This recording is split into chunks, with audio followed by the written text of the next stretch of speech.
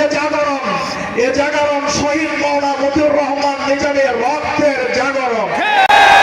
আজকের এই জাগরণ জামাতের শীর্ষস্থানীয় 11 জন কেন্দ্রীয় নেতার শাহাদাতের বিনিময়ের এই জাগরণ।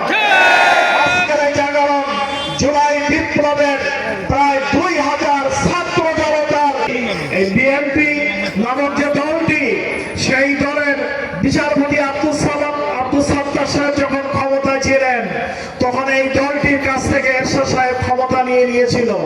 কেন ক্ষমতা নিয়েছিল?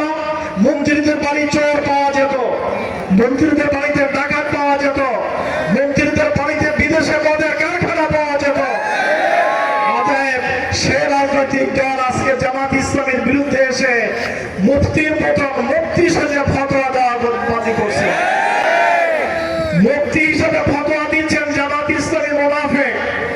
আমরা বিএনপিকে সমর্থন করে তাদের সাথে লেজুর বৃদ্ধি করি নাই।